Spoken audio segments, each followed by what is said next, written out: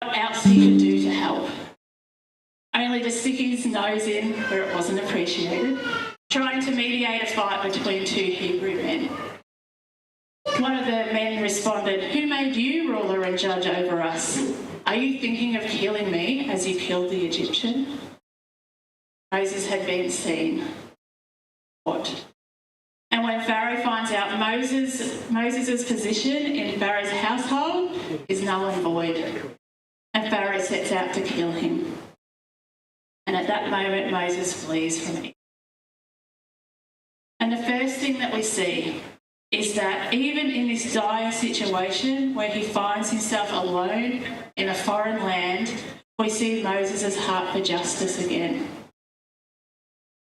7 daughters of the priest of Midian had come to water their flock at the well where Moses sat there perhaps contemplating the devastating and desperate turn his life had just taken. So these daughters came to water their flock, but there were shepherds there driving the girls away as if they didn't belong. They wouldn't let them water their flock. So Moses stepped in, came to the girls' rescue and watered their flock. After, one of the girls, Zipporah, was given in marriage to Moses, and that's where he stayed, with Jethro's family and his wife. A foreigner in a foreign land, certainly provided for, but not living the life of significance he may have come to been expecting. It is the very next chapter in the text where we read about Moses' encounter at the burning bush. So it can be easy to miss that the time period between Moses fleeing Egypt and God calling him back is 40 years. Can you imagine? So that makes Moses 80, by the way, so shout out to any octogenarians in the house. Got to make a special mention there.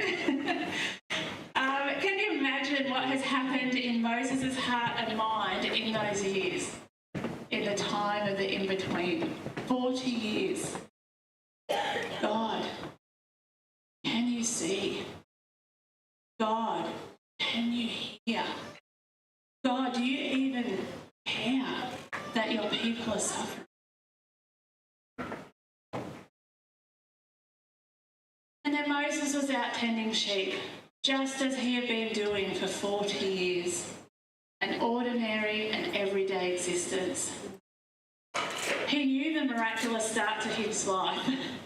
Was he wondering all that time, what did it all mean anyway? Had he just relegated it all to the recesses of his mind as some kind of crazy dream that happened to somebody else, somewhere else? It would feel like a distant memory, I'm sure. And then it happens, as it always does, one of the at just the right time. An ordinary bush. The bush was not significant, but it's surrounded by the extraordinary presence of God. The bush is not consumed because the fire does not need the bush for its fuel. God's presence comes down and he speaks to Moses. Moses, Moses. When Moses asked, "Who am I that I should go to Pharaoh and bring the Israelites out of Egypt?" What is God's first response? He doesn't go through a rundown of his life, his personality type or anything like that. God says, "I will be with you." A promise for today and for tomorrow. I will be with you. God with you. God with us. Emmanuel. Then Moses follows up with the next obvious question and the most important. Okay, so who are you? Who are you? And rather than this passage being about Moses, we get to the heart of what's truly taking place here. Who is this God What is his name, and what does that name mean? What is in a name? The miraculous story that follows is of a whole nation being released from the clutches of the genocidal maniac that Pharaoh is, who thought he was a divine being himself. The single greatest act of redemption before the cross of Christ. Who is it that is about to bring this all to pass? What is his character? See, Moses is asking more than a title. The Israelites believed that a name reflected a person's essence. In Genesis, different aspects of God's nature are highlighted by the names used to designate him. El Elyon, God Most High. El Roi, God who sees me. El Shaddai, God Almighty.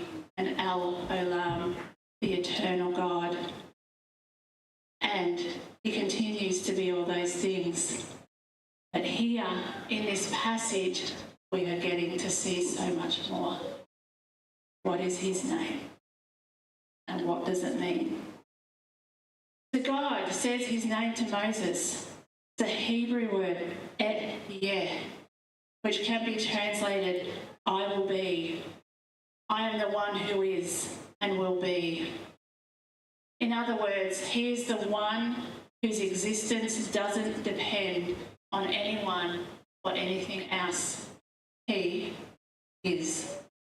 But Moses never says, yeh has sent me to you.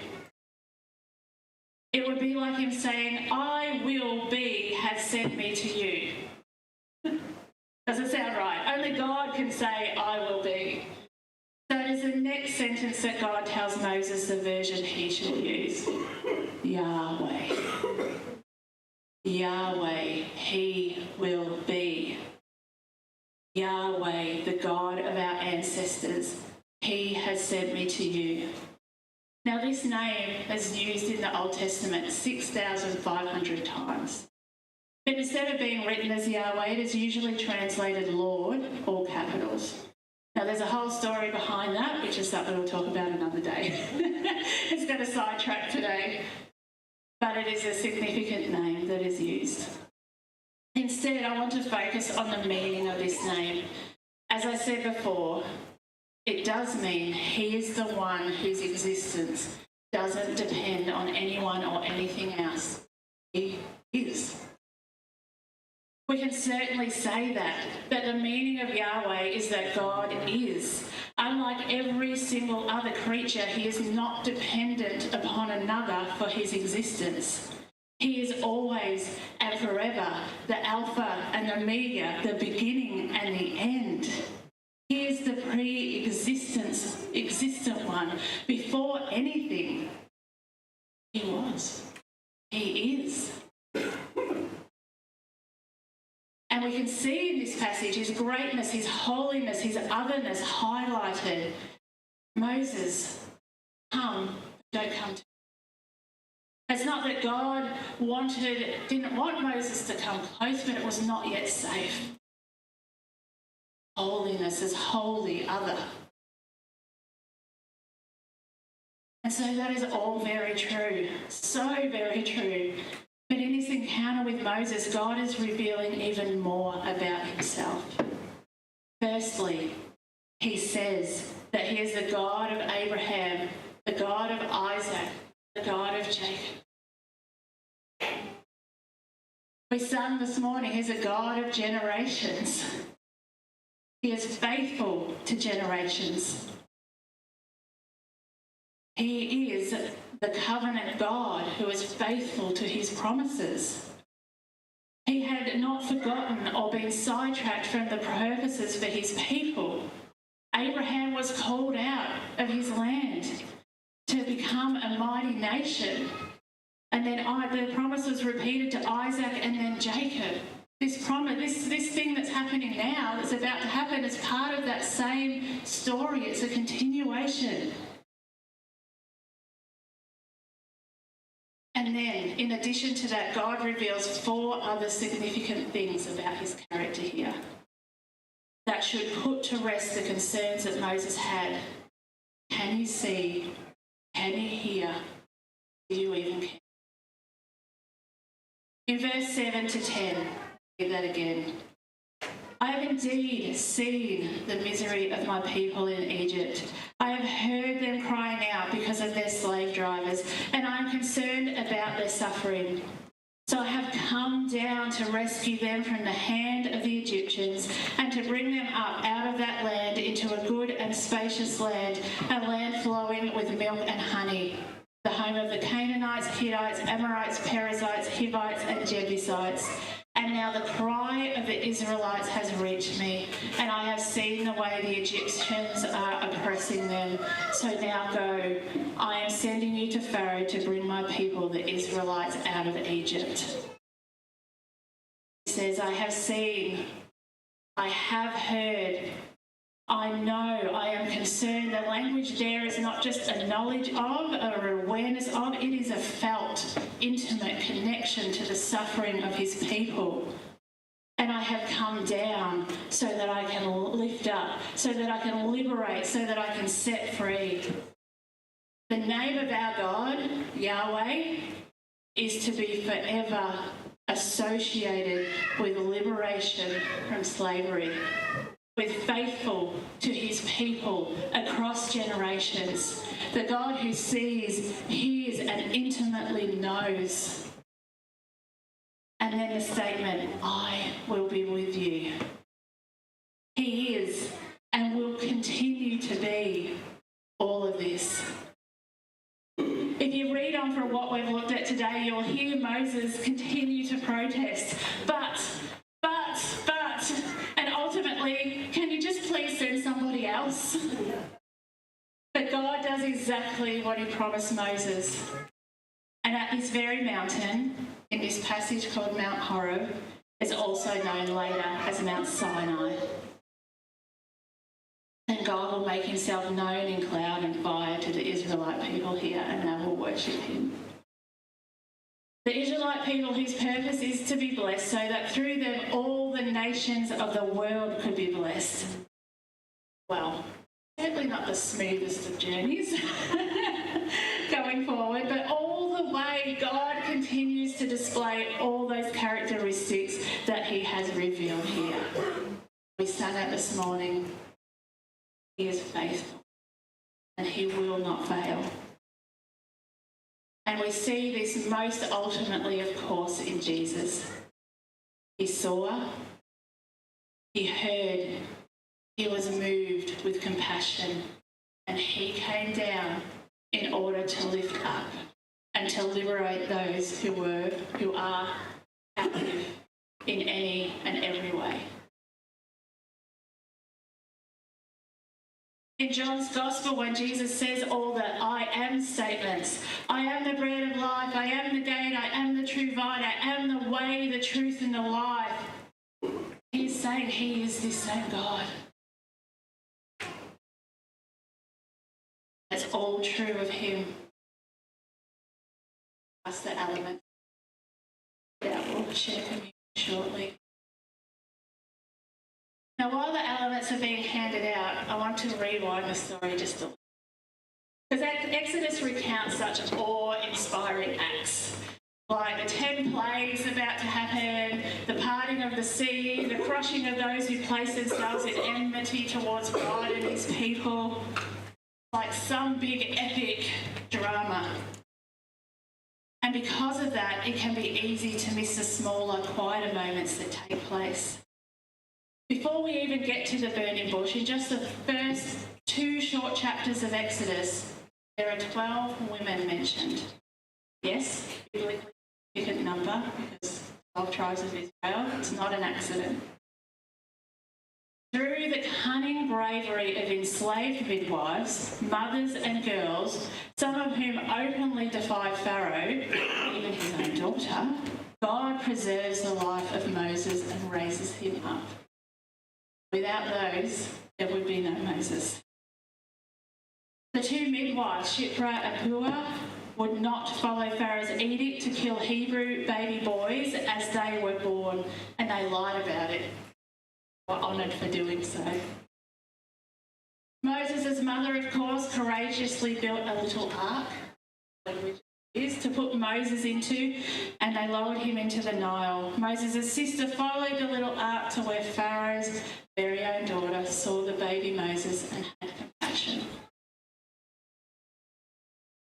Then there are the 7 daughters of Jethro whom he met at the well. One is who becomes his wife, Zipporah. She's the one that later in the story, she, through her wisdom, courage and action, will again save the life of Moses. So my point is today that we're actually not all called to be Moses. We're probably not all going to have a burning bush moment like he did. I dare say none of us are actually called to be Moses because there's already been a Moses. His role's already been filled. But we all have a part to play in God's story, and it is so much more often that it's in the little things where the rubber really does hit the road. Small things with great love, quietly refusing to follow the status quo. In our homes, in our schools, in our workplaces, on the street. And we should ask the same questions Moses asked. Who am I? What's God's answer? I am the one. You are the one, rather. I will be. That's who we are. So, you, Lord.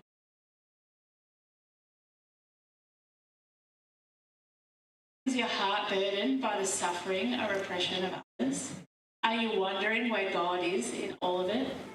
Are you still waiting maybe for your suddenly moment with God and wondering if it'll ever happen? He sees, he hears, and he is not only aware of the suffering of his people, he is intimately connected to it.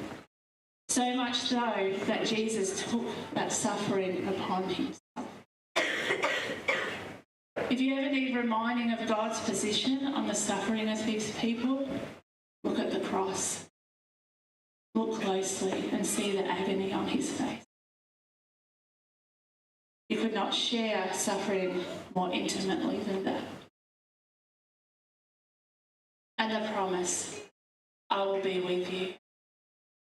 The hope, he is in the business of liberating people from oppression.